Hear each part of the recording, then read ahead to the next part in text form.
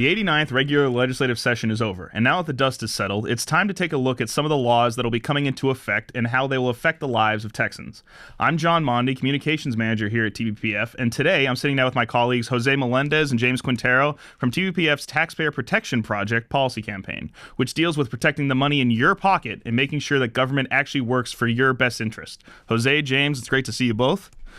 So you guys handle everything taxes and local government here at the foundation, and the 89th legislative session had plenty of bills passed relating to both topics. So let's kind of talk about your top pieces of legislation you're excited to see come into effect and what they'll do to benefit Texans. So off the top, let's start with tax relief. We saw a big property tax relief package pass in the form of SB 4, SB 23, and HB 9. James, I'll start with you. Kind of give us the rundown of what happened there. Yeah, no, great question, and thanks for having me on, John. One of the things that I'm most excited about this session is we were able to deliver, I think, substantial property tax relief to most homeowners. And what I mean is when you look at the constellation of various measures that passed, the average person should see about a $484 tax relief measure put into place later this year. Now, there's a bit of a caveat with that, and I'll come back to that in just a moment. But for the elderly and disabled, they got an extra bit of help, and I think that's all right and appropriate. Their tax relief is expected to net them almost $1,000 in future savings. And so, hopefully for those folks, they're able to put that money to better use than government would, and I'm sure that's probably going to be the case. Now, that caveat that I referred to earlier is the fact that it's only a tax cut if you can keep it. And what I mean is your local governments are already licking their chops, figuring out ways to erode those savings through rate hikes, bond elections, and using certificates of obligation. And so we, as the electorate, have to be on guard these next several months because our local governments are undergoing the budgeting process right now. They're figuring out ways to spend our money and figuring out how much to tax us. And so we really need to be on guard and pressing our local elected officials to respect what the legislature's done, not reverse those things through their own local actions, and help carry us forward into the next fiscal year. And so, it's the legislature has done this good thing. Now it's up to us to make sure that it's protected moving forward. Definitely. It's always a good thing. Jose, anything to add to that? Or? No, I think we saw substantial relief, and to James's point, we need to guard those gains. Definitely. So on that end, I know James has a couple of reforms planned for us. Yeah. Well, now, leading into that, James, you always say, tax relief doesn't do a whole lot of good unless we also have tax reform, like you just mentioned. So kind of let's touch on the tax reform bills that passed this session that we're kind of excited to talk about. I'm talking about SB 1025 and SB 1502, if you kind of want to lead into those and kind of give people a thought of how their lives will be affected by that. Yeah, you're right. Relief really only comes to fruition when the reform side of the equation is also accounted for. The legislature did do some modest things this session to really control the appetite of local government officials, but there's still more that can be done. But even still, let's talk about the victories that were achieved. The first one that I think is probably the simplest to understand and yet also the nearest and dearest to my heart is a bit of debt transparency.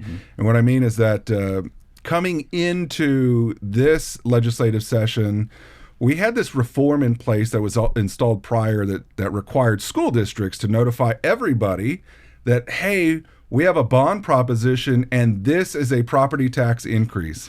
That statement had to be included on every proposition. Now, what was happening is the bad guys had figured out how to manipulate the language and the lettering to mute the effect of that statement. It was really dastardly. And so we came into the legislative session with some very simple ideas on how to accentuate the statement. And so now moving forward, every political subdivision is going to be required to say at the very top, this is a tax increase. And we hope to let voters know that, hey, when you're going to say yes or no on a new debt measure, that's all fine and well, but understand that there is a fiscal implication to your vote.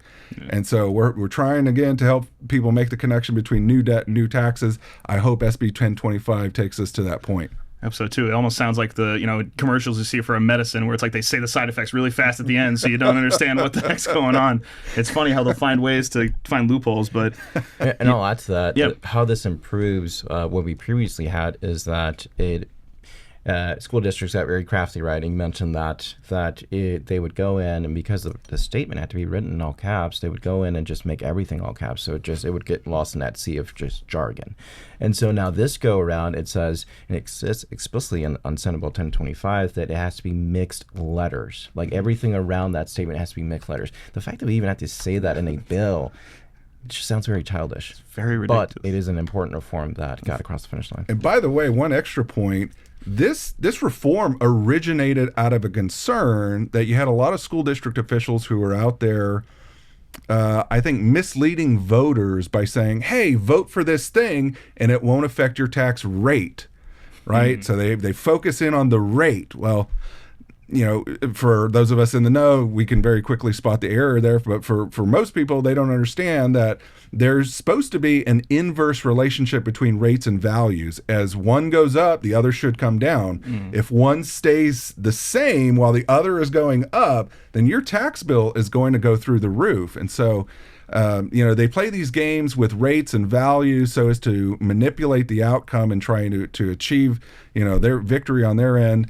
What we did here in 1025 is try to shed a little more light on the fact that there are consequences for voter decisions. Yes, definitely. Sunlight's the best disinfectant, they say. So, going on from that, tax relief and tax reform help, but it's only if you can actually afford to live in your house.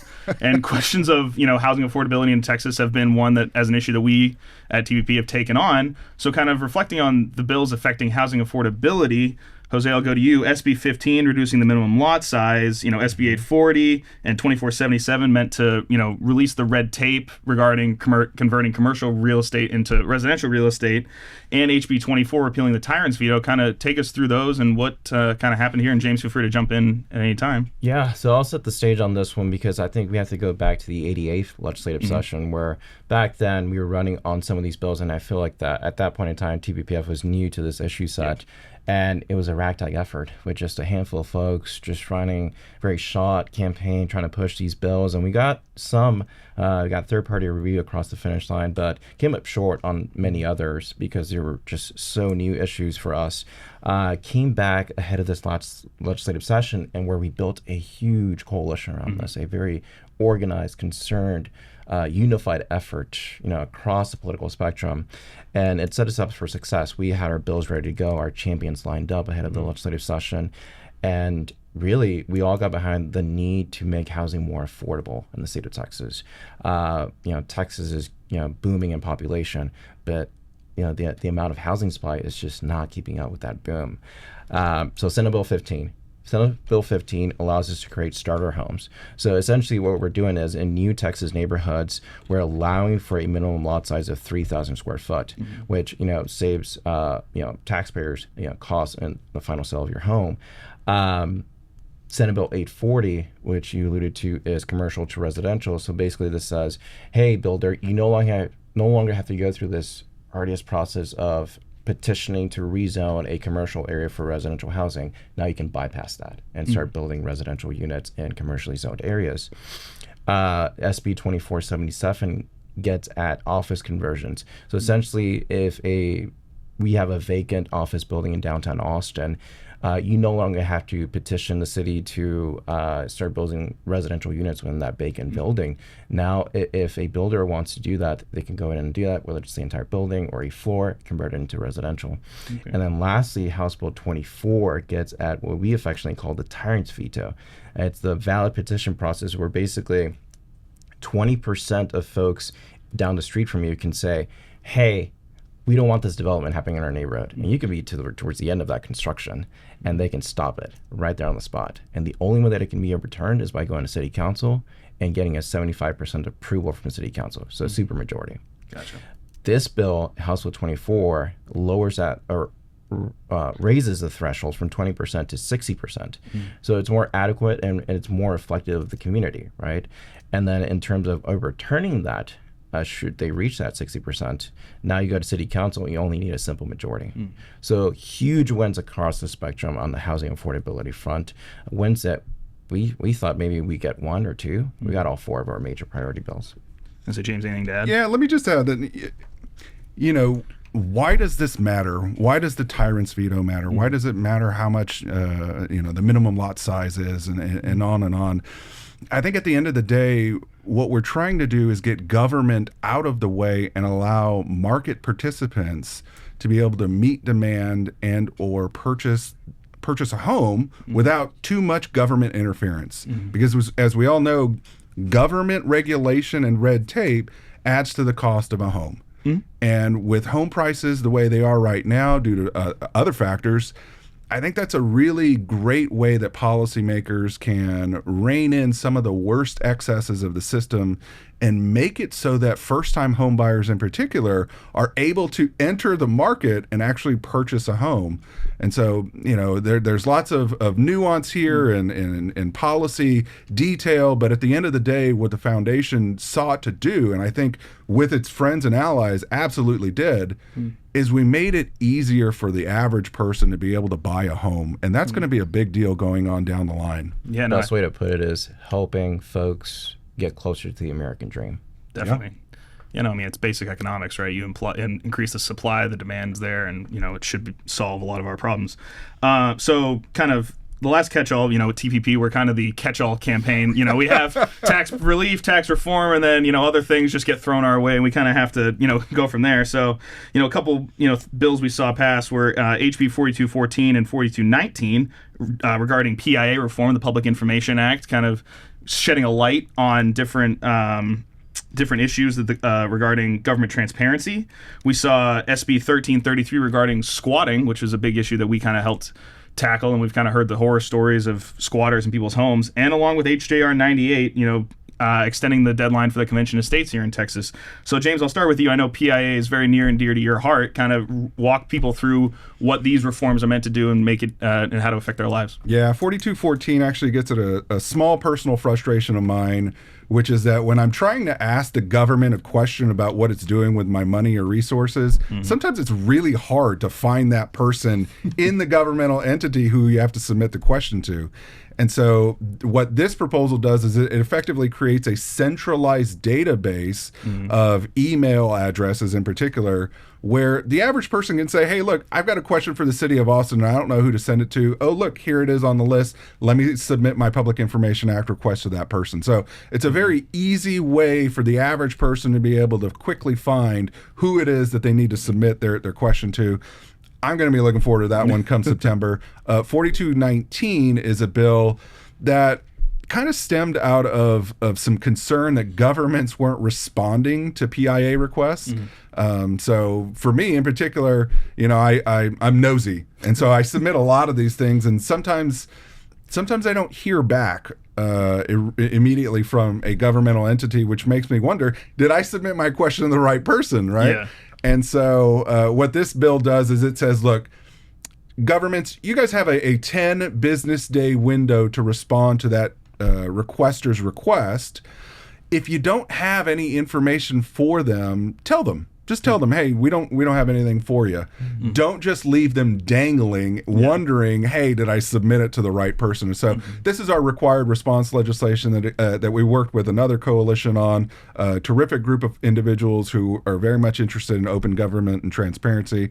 I think this was one of the better wins that we got from that coalition this session. So, we made some advancements around the edge this time. Some of the other larger, more ambitious legislative proposals unfortunately fell short, but that's not going to stop us moving forward. I've already got plans to come back in the 90th with some better versions of those bills. Oh, good. Definitely. So you're saying we no longer have to drive over to Pecos County to submit a PIA request? Well, Jose, I'll cut to you for the SB 1333 about squatting. I know we've, really this issue has really affected a lot of Texans here. So kind of highlight, what happened here and how people can see what's going to happen going forward. Yeah. So ahead of the legislative session, squatting came up to the forefront. We actually had a colleague here, who's no longer at TPPF, but she had a very personal connection to this issue. She experienced this issue at firsthand through her father, and that's how I came about to the issue. I had no idea what squatting was. When she came in and said, someone squatted in my dad's home, I said, I have no idea what you're talking about. So I had to learn what squatting was, and as soon as I learned, I heard her story, I made it a point to make this a priority for TPPF. So I went through the channels here and made it a priority. We ran into this issue ahead of the legislative session, heard many more personal stories, and I think a lot of people connected with that.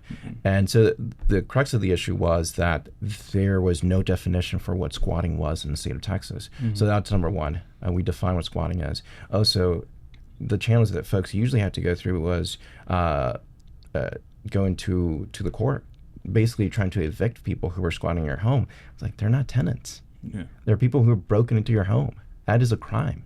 So what SB 1333 does, the biggest thing it does is it criminalizes the act of squatting. So we can correctly and fastly move those people out of your home. Definitely, that's kind of heartbreaking. You hear the stories, people like, I inherited a home from my grandparents, and there's people squatting in there, and you can't kick them out because law enforcement doesn't have the teeth, and now this legislation will do it. And kind of lastly, just the last little piece we'll touch on here is HJR 98 about the Convention of States. Can you kind of explain what a Convention of States is for the people who don't know, and kind of what this bill does going forward? So Article 5 of the Constitution says you can call a Convention of the States to offer amendments to the Constitution should we need any. So essentially you need 2/3 of the states to call a Convention of the States, and then after that, you need 3/4 of the states to approve these amendments. So Texas passed a Convention of States resolution back in 2017 during that legislative session. It was a priority for the governor of Texas at the time. And that resolution had an expiration date. So it was 8 years. It actually expired right in the middle of May last month. And we came back after last session. Last session, that same resolution died on a technicality, and it had an expiration date. This go around, we said, we need to go all in and not have an expiration date, just the resolution, and let it be unlimited. So after our failure from 2 years ago, we came back stronger and passed an even better resolution that has no expiration date. That's awesome. Persistence prevails, I think, for us. So, James, Jose, thank you for all you do for the taxpayers of Texas and all Texans, for that matter. I want to thank you all for joining us today. And to learn more about our Taxpayer Protection Project and the work we're doing here, visit texaspolicy.com. Thank you very much.